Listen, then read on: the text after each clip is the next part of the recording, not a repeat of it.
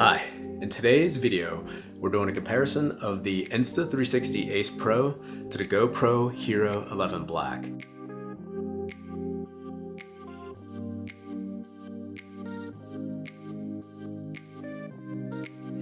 Now, you might be asking why I'm doing a comparison using the GoPro Hero 11 Black when it's not the latest GoPro. The GoPro Hero 12 Black is. Hold up, sorry to interrupt your regularly scheduled program. Future LG here to come back and make a clarification. Because it takes me so long to do a video, there is now a GoPro Hero 13 Black. So I'm not just one generation behind, I am 2 generations behind. But it doesn't actually matter much for this review because the sensors are pretty much the same across all these cameras. And if you don't believe me, here's some key specs from all 3 cameras for you to compare, and you'll see that it's pretty much the same camera. The GoPro Hero 13 Black just added some interchangeable lens, making it now an interchangeable action camera. And that's pretty much the only difference. Now, here are those specs.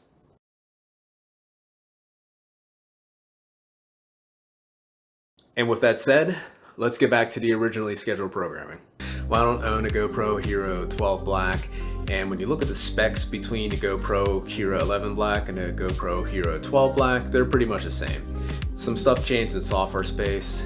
I'm pretty sure the architecture on the inside is all the same, and the sensor quality and everything is about the same between these two, the 11 and the 12, so it wasn't worth an upgrade. I kept with the 11, and that's what I'm using for a while. Now, why did I buy the Insta360 Ace Pro? Actually, just for one thing, and it was the generative AI. I saw a video where someone had gone through and used a generative AI, had the video swiping around them and stuff, and I was like, hey, it'd be kind of cool to make some cat videos with that, and with that said, here's a cat video.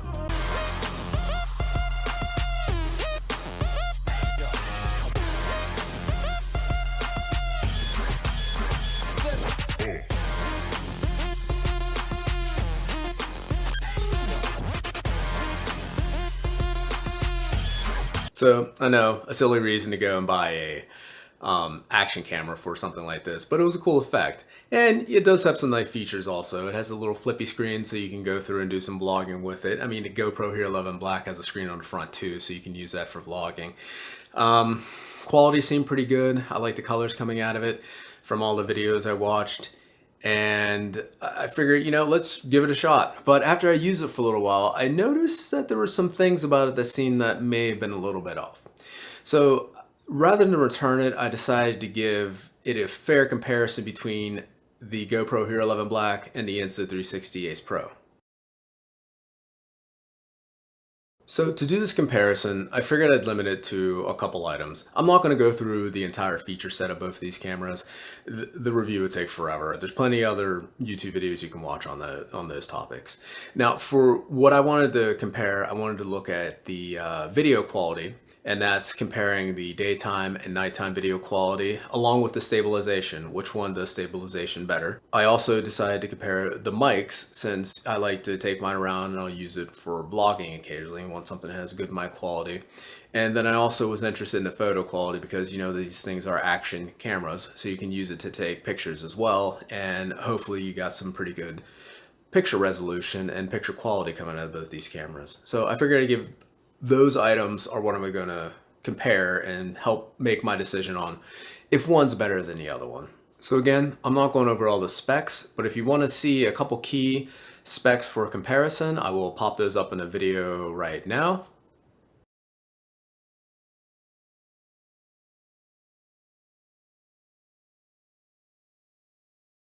So one more thing before we get into it, and that's just some things I'm going to use to set the baseline for these cameras. Each camera is set to standard recording mode. I'm not doing any fancy stuff with the images coming out of these. They are just standard.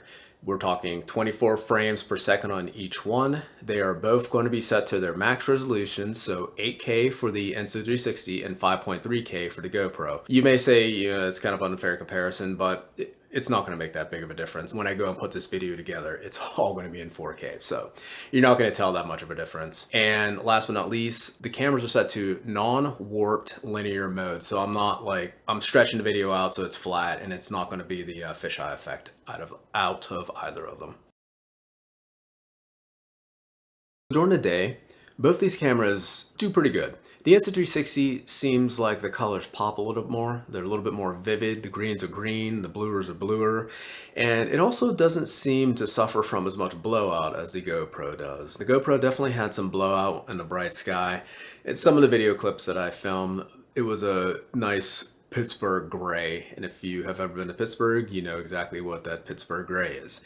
So the sky wasn't all bright and blue. And the GoPro didn't do a very good job of picking up any detail in the sky. It was just kind of a white canvas.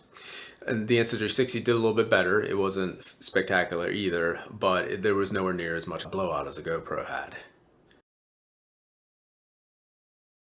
Stabilization. During the day, both the cameras seem to have alright stabilization whenever you're just walking around.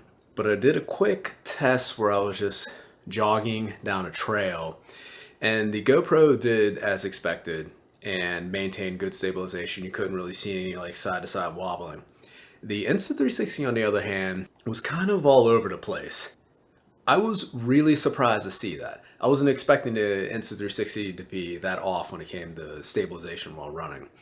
Now, maybe it was just a bad day for the camera and it didn't want to work properly. I haven't really tried it that much since then, but I was really surprised. The GoPro worked flawlessly, didn't have any issues, and the Insta360 was just kind of all over the place. Like it was an odd stabilization. It was trying to do something and it just wasn't doing it right.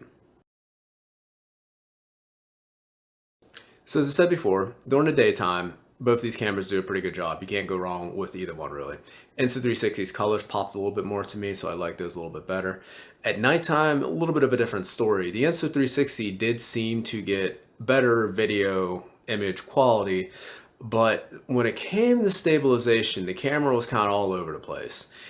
I don't know if it's the AI trying to adjust also while it's trying to keep the picture steady, but the video was very jerky coming out of the Insta360. Now the GoPro wasn't perfect either, but it was nowhere near as jerky as the Insta360.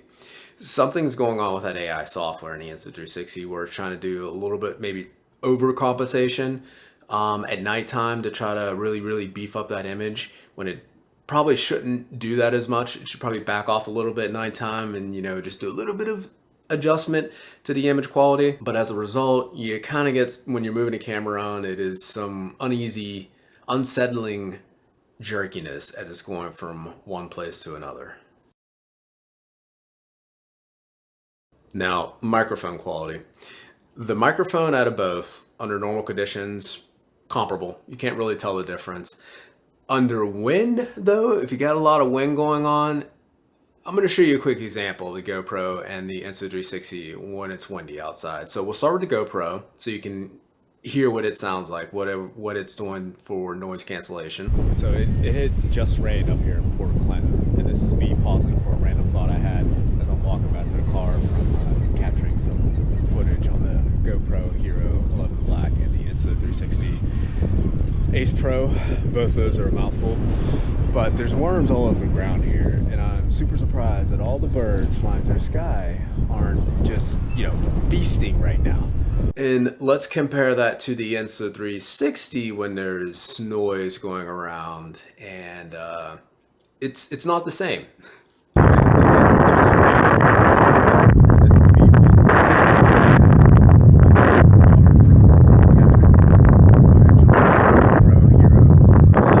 So the Insta360, it doesn't do a really good job of mitigating sound when it's noisy out. The GoPro probably has a long history of doing this and addressing this.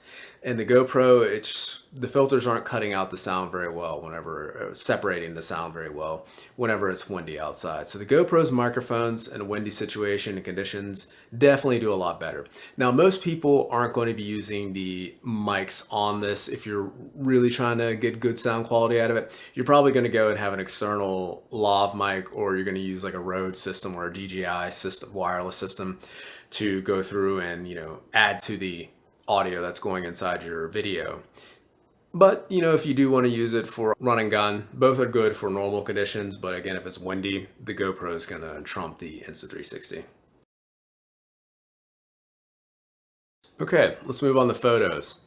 I'll just keep this one short and sweet. During the daytime, both these cameras look very, very good. The Insta360, it does use its AI to do some sharpening, and whatever algorithm it's going through does some odd stuff to the photo if you're zoomed in on it. You can kind of see the lines aren't as straight, they're a little bit jagged. I'm not sure what it's doing there, whatever, with its sharpening. The GoPro doesn't sharpen as much. When you zoom in, it's a little bit softer, but both these cameras, if you're just trying to take a normal picture and daytime settings, they each do a great job. Now, at nighttime, a little bit different. The Insta360, I believe, is a clear winner. One note on both these cameras, if you're taking a picture at nighttime, you got to hold them really still.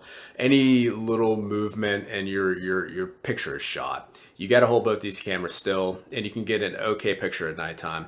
The Insta360 seems to use its AI a lot better at nighttime to go through and smooth the image, get a little bit more detail inside of it from its sharpening. The colors look a little bit better. Images overall brighter. The GoPro, it's okay. It's not as good as the Insta360. I wouldn't use really either of these if I was depending on having a camera at nighttime to take a photo.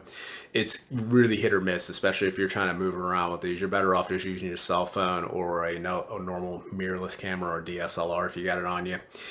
These ones aren't to be trusted at nighttime, but they can be used. Okay, conclusion. For an action camera, if that was my focus, I am probably just going to stick with the GoPro.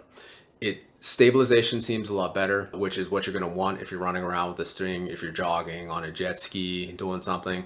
The GoPro is going to be the one to go to. The Insta360, maybe with some software updates, they'll figure out the stabilization, but I was just running around with this camera and the video image was like all over the place, whereas the GoPro was rock steady. Now, quality of the image coming out of it, I think the Insta360 is winning that one. The colors just look a little bit better. If I'm using it truly as an action cam, I'm going to go with the GoPro, hands down. Insta360, maybe that'll go to them in the future. A couple software updates, fix a couple of the bugs that I'm seeing here with the stabilization. Maybe some updates I'll go with the Insta360, but for now I'm sticking with the GoPro. But both cameras are great. If you can get either one of them, I'd recommend getting it. They're fun to play with. There's a lot more settings that I went through in this video that you can do with these time lapses, all kinds of stuff. And they're both cool cameras to play around with. So I hope this helps you make a decision on an action camera between these two. With all that said, thank you very much for watching. If you found this to be a little bit informative, please like, share, and subscribe, and I look forward to making the next video. Thanks. So it wasn't really worth the upgrade, and that's the one we're doing a comparison on. Damn it. A quick note on stabilization.